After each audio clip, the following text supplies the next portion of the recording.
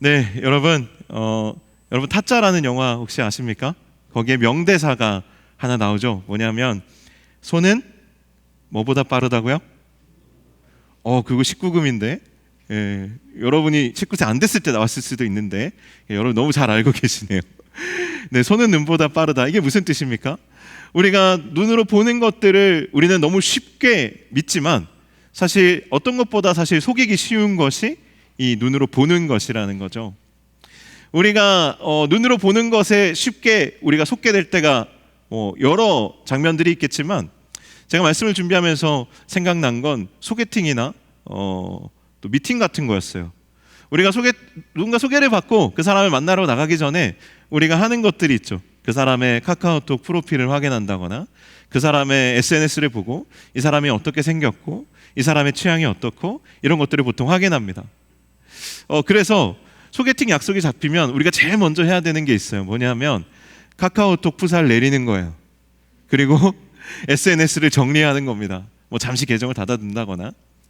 그런데 우리가 아무리 아름답게 이제 포장을 이제 하더라도 실제로 만나 보면 우리의 실체가 드러나죠. 그죠? 그래서 현장에서 만나게 되면 서로 굉장히 깜짝 놀라게 되는 일들이 많이 생깁니다. 왜냐하면 누군가의 형상이라는 것이, 그것이 심지어 사진이라 하더라도 현대 과학 기술이 너무 많이 발달해서 우리는 쉽게 속아 넘어가게 되는 겁니다. 그렇다면은 우리가 눈으로 보는 이 첫인상이라는 건 어떨까요? 누군가 처음 만났을 때 사람들은 첫인상이라는 걸 느끼게 됩니다. 누군가를 만난 다음에 3분 안에 보통 그 사람에 대한 느낌이나 그 사람의 외모나 스타일을 보고 그 사람의 취향을 유추하고 그 사람의 목소리를 듣고 그 사람의 성품을 우리는 짐작합니다. 그렇죠? 근데 이 첫인상이 생각보다 오래 가지만 그 첫인상이 이 사람의 모든 것을 설명해 주지는 못합니다. 오늘 이제 본격적으로 이제 말씀을 다루기 앞서서 한 가지 예를 제가 더 들고 이 말씀에 대해서 좀 깊이 좀 함께 들여다보려고 하는데요. 저희 집에 막내딸이 5살이에요. 그런데 이 5살짜리 막내딸이 가족들을 그림으로 그리는 일이 생각보다 많이 있습니다. 왜냐하면 그 아이에게는 이 가족이 자기의 거의 세계의 전부이기 때문에 생각보다 자주 가족들을 그림으로 그립니다. 그러다 보면 저도 어떻게 얻어 걸려서 아빠도 그려줄 때가 있어요. 근데 5살짜리 애가 그리는 그림에서 아빠의 모습이라는 것은 그냥 진짜 이목구비가 있기만 해도 정말 다행인 겁니다. 눈, 코, 입이 붙어 있기만 해도 다행이에요. 그냥 대부분 모든 신체 부위가 동그라미로 돼 있을 때가 굉장히 많습니다. 그냥 마치 세포들처럼. 네. 그런데 그 아이가 아빠를 그렇게 그리는 이유가 뭘까요? 가족들을 다 그렇게 동그라미나 세모나 네모로 표현하는 이유가 뭘까요? 실제로 아빠나 엄마나 가족들에 대해서 잘 모르기 때문이기도 하지만 또 그가 자기가 아는 만큼조차도 그려낼 수 있는 어떤 손아귀의 악력이라든지 그림의 어떤 스킬이라든지 이런 것들이 아직 다 발달되지 않았기 때문에 아무리 멋지게 똑같이 잘 그리고 싶어도 이게 잘 그려지지가 않는 겁니다. 오늘 본문에 하나님께서 이 세상에 어떠한 형상도 만들지 말며 너를 위해 그것들을 새기지 말며 그것들에게 절하지 말고 그것들을 섬기지 말라고 말씀하십니다. 그런데 하나님께서 특별히 이것들을 새기지 말고 섬기지 말고 절하지 말라는 이유는 이 형상들을 통해서 나를 섬기려고 하지 말라라는 뜻인데, 하나님께서 이렇게 자기 형상을 만들지 말라고 하신 이유가 제가 방금 말씀드린 그런 우리의 일상에서 마주치게 되는 그런 일들 때문입니다. 우리가 하나님을 아무리 우리가 생각하는 대로 우리가 경험한 대로 잘 나타내고 그려내고 싶어도 여러분 아마 공감하실 거예요. 저도 글씨를 되게 못 쓰고요. 진짜 그림을 정말 못 그립니다. 그런데 우리가 교회에서 사역하다 보면 어쩔 수 없이 내가 그림을 그려야 될 때가 있고 어쩔 수 없이 내가 글씨를 써야 될 때가 있어요. 그렇죠? 아마 교사로 또 임원으로 섬겨보신 분들은 굉장히 공감하실 텐데 잘 못 그려요. 그리고 나면 이제 제가 굉장히 부끄러워집니다. 겸손해져요. 그런 것처럼 우리가 아무리 하나님을 아름답게 깎아 만들고 새겨 만들고 싶어도 그려내고 싶어도 5살짜리 그 어린아이가 아빠 얼굴을 그리듯이 하나님의 그 크심에 도달할 수 있겠습니까? 그 아름다움을, 그 경이로움을, 그 웅장함을 그려낼 수 있겠어요? 그린다 한들 그것이 정말 하나님과 비견할 수 있겠습니까? 그럴 수 없다라는 거예요. 그렇게 되면 우리가 하나님을 그려내고 싶은 욕구는 있는데 그걸 다 그려낼 수 없기 때문에 어떻게 그리게 되냐 하면 우리가 보기에 좋은 대로 그려내게 돼 있다는 거예요. 우리가 상상할 수 있는 만큼의 하나님만 그려내게 된다라는 거예요. 그 말은 곧 뭐냐면 우리가 우리의 생각과 마음으로 하나님을 제한하게 된다라는 겁니다. 그런데 그럼에도 불구하고 인류의 역사를 보면 많은 사람들이 하나님과 또 하나님의 성자 예수 그리스도를 그려내기 위해서 정말 많은 수고를 했고 그걸 정말 멋들어지게 그려낸 그런 마스터들이 있습니다. 명장들이 있습니다. 저도 그런 분들이 그린 그림을 굉장히 좋아하는 편입니다. 은혜도 받습니다. 그런데 사람의 마음속에 그렇게 그려내고자 하는 욕구가 있는 이유가 뭘까요? 그건요, 사람은 보는 것을 믿기 때문이고 그 보는 것을 통해서 간편하게 그 본질에 도달할 수 있다라고 생각하기 때문이에요. 그래서 고대 이방 종교를 믿는 이방인들 그리고 많은 이방신을 믿는 그 제사장들은 신전을 만들고 그 신전에 집기들을 채워 넣은 다음에 거기에 반드시 신상을 새겨 만들어 넣었습니다. 왜냐하면 그 신상이 우리가 보통 아이콘이라고 하는데 정말 그 신의 본질에 접속하는데 아주 효율적이고 간편하기 때문이에요. 이 간편함과 효율성의 그 정말 유혹이 우리에게 있기 때문에 우리도 그렇게 쉽게 하나님을 만나고 싶고 또 하나님을 경험하고 싶게 되어지는 것이죠. 그런데 거기에는 분명한 한계가 있고 거기에는 분명한 왜곡이 있습니다. 그러면 새겨 만든 하나님의 형상과 예수 그리스도의 얼굴만이 우리에게 있어서 그런 우상과 같은 역할을 하는가? 그렇지 않다라는 거예요. 이 세상에는 우리가 굳이 의도성을 가지고 새겨 만들지 않았지만 우리가 보는 것으로 말미암아 우리를 미혹하고 우리를 속이고 우리를 넘어지게 만드는 유혹거리들이 너무나도 많습니다. 무슨 얘기냐면 하나님보다 더 멋있어 보이는 것들이 많다는 거예요. 하나님보다 더 멋있어 보이는 사람이 만든 작품들이 이 세상에 넘쳐난다라는 겁니다. 사람은 보는 것에 약해요. 그래서 어떻게 되냐면 큰 것에 끌립니다. 압도됩니다. 내가 본 것을 탐합니다. 그리고 보이지 않으면 불안해합니다. 그렇죠? 한번 생각해 보세요. 인간은 본 것을 탐하고요. 보이지 않으면 불안해합니다. 그렇죠?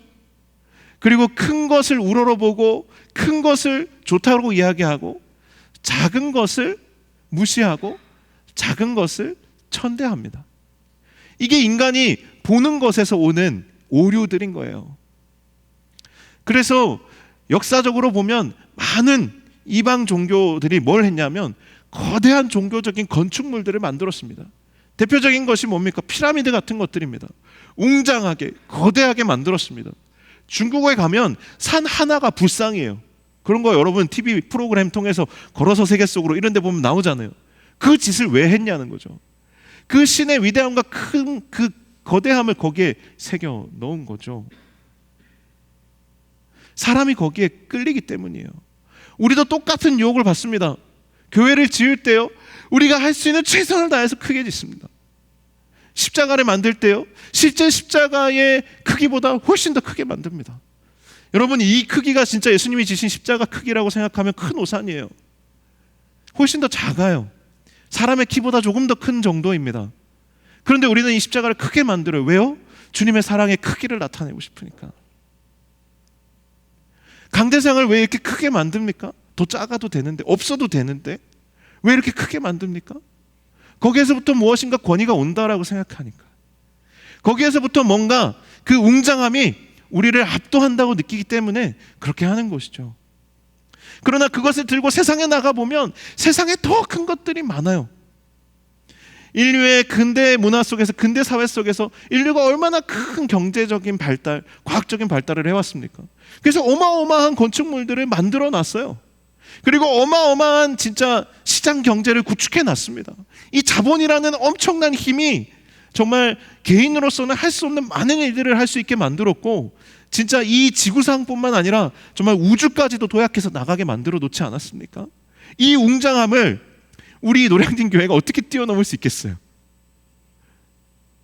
우리 노량진 교회가 어떻게 저기 강 건너편에 있는 롯데타워보다 큰 교회를 지을 수가 있겠습니까? 물론 진짜 하나님 역사하시면 지을 수 있겠지만 우리가 그것을 지어야만 할 필요가 없는 것이죠. 왜냐하면 그것은 세상이 하는 일이기 때문에 그렇습니다. 오히려 우리는 그것을 추구하다 보면 세상에 압도되게 되어 있어요. 세상에 우리의 마음을 빼앗기게 되어 있습니다. 우리가 눈에 보이는 형상에 집착하면 그렇게 시험에 들고 욕을 당하고 넘어지게 되어 있다라는 겁니다. 그렇다면 우리는 형상을 만들지 못하는 이 하나님의 말씀에 따라서 형상을 우리가 짓지 못하기 때문에 그 간편함과 효율성을 우리는 추구하지 못해요. 그럼 우리는 어떻게 하나님을 만날 수 있는가? 그럼 어떻게 하나님께 접촉할 수 있는가? 하나님을 느낄 수 있는가? 하나님은요, 이 세상에 하나님의 형상을 우리의 손을 통해서 새기게 하신 것이 아니라 십계명의 그 계명들을 하나님이 친히 그 돌판에 새겨주셨던 것처럼 이 세상에 하나님이 친히 빚어 만들어 놓으셨습니다. 빚어 만들었다 하면 떠오르는 게 있죠. 창세기 1장 26절의 말씀입니다. 우리 같이 한번 이 말씀을 큰 목소리로 한번 읽어봤으면 좋겠습니다. 시작. 하나님이 이르시되 우리의 형상을 따라 우리의 모양대로 우리가 사람을 만들고 그들로 바다의 물고기와 하늘의 새와 가축과 온 땅과 땅에 기는 모든 것을 다스리게 하자 하시고, 하나님은요 이 땅에 하나님의 형상을 이미 만들어 놓으신 거예요. 여기에 있는 우리 한 사람 한 사람이 이미 하나님의 형상인 겁니다. 그 형상을 우리가 바라볼 때에 우리는 하나님을 느끼게 되고 하나님을 경험하게 되고 하나님을 사랑할 수 있게 되는 거예요. 우리가 어떻게 하나님의 형상을 만나고 경험하고 하나님을 사랑할 수 있는가? 예수님의 큰 대계명 두 가지 있죠. 하나님을 사랑하고 내 이웃을 내 몸과 같이 사랑하라. 이 두 번째 계명, 내 이웃을 내 몸과 같이 사랑할 때 그것이 우리가 하나님을 만나는 방식이고 하나님을 경험하는 방식이고 하나님을 발견하는 방식이라는 거예요.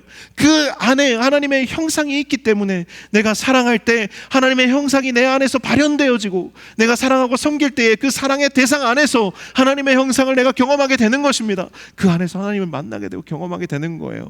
어디에 하나님을 만나기 위해서 내가 가가지고 거대한 세상에서 제일 큰 하나님의 십자가가 있는 곳에 내가 가야 되는 것이 아니라 정말 내 옆에 있는 이웃을 내가 사랑하고 섬길 때 그 안에서 내가 하나님을 발견하고 하나님 만나고 하나님 경험하게 된다고요.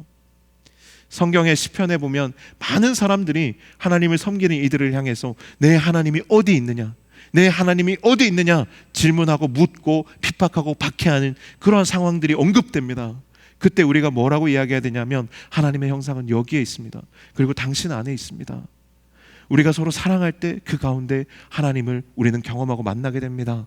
이렇게 이야기할 수 있어야 하는 것이죠. 하나님이 하나님의 형상을 우리에게 두신 것은 우리가 헛된 것에 절하지 않게 하시기 위함입니다. 우리가 헛된 것들을 의지하고 숭배하지 않게 하시기 위함입니다. 정말 죽은 것들에 하나님의 형상을 두지 않고 나무나 돌이나 어떤 금속에 하나님의 형상을 두지 않고 살아있는 우리 안에 하나님의 형상을 두신 것은 하나님의 형상이 죽은 것이 아니라 살아있음을 보여주기 위함인 것입니다. 그리고 하나님은 정말 보이는 것에 하나님의 형상을 두시지 않고 하나님은 들리는 말씀에 하나님의 형상을 두셨습니다. 우리는 보이는 것을 믿으려고 합니다. 눈에 보이는 것을 섬기려는 습성이 있습니다. 강력한 인간의 본성이에요. 그런데 하나님은요, 하나님의 형상을 두지 않음으로 인해서 말씀을 통하여 우리가 하나님을 경험하도록 해놓으셨습니다. 그래서 우리는 하나님을 보려고 하면 하나님을 볼 수 없지만 하나님의 음성을 들으려고 하고 그 말씀에 순종하려고 하면 하나님을 경험하게 됩니다. 이게 정말 어마어마한 아이러니죠.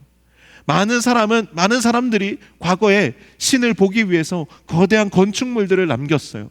중동에 많은 이방 신들이 거대한 신상을 세우고 거대한 지구라트와 같은 건축물들을 만들고 그것이 유행처럼 그 땅에 번졌지만 지금 남아있는 것 피라미드 몇 조각밖에 없습니다. 하지만 그 형상을 새기지 않고 정말 그러한 건축물들을 남기지 않는 대신 말씀으로 이야기로 듣는 것으로 존재하기로 결정하신 하나님은 온 세상에 지금도 충만하십니다. 이것이 하나님의 놀라운 역사인 것이죠. 그래서 우리는 하나님의 어떠한 형상을 통해서 하나님을 만나게 되는 것이 아니라 주님의 말씀을 통해서 하나님을 만납니다. 오늘 우리가 같이 함께 성찬에 참여합니다. 이게 얼마나 큰 신비인지 아십니까? 말씀에 순종하여 그것을 기억하는 우리가 의식을 갖는 것인데, 이건 주님의 음성에, 주님의 말씀에 순종하는 거예요. 이것에는 어떠한 형상도 없지만 이 예식에 우리가 순종하여 참여할 때에 우리는 그리스도를 경험하게 되고 하나님을 만나게 됩니다. 이게 성찬의 신비예요. 하나님이 형상을 만들지 말라고 한 아주 결정적인 한 가지 이유가 있어요. 뭐냐면 이런 겁니다. 제가 옆에 아내가 있는데, 여러분이 옆에 여자친구나 남자친구가 있는데, 나중에 미래의 남편과 아내가 여러분 옆에 있는데, 여러분은 그를 보지 않고 그의 사진만 보고 핸드폰에 떠있는 그 바탕화면에 그 얼굴만 보고 그것을 쓰다듬고 그것을 끌어안고 그것에 입 맞추며 그것을 향하여 이쁘다 말하고 그것을 찬양하고 있다면, 그 옆에 있는 아내가, 여러분의 남편이, 여러분의 여자친구, 여러분의 남자친구가 그 모습을 보고 뭐라고 이야기할까요? 어이가 없어 하지 않겠습니까?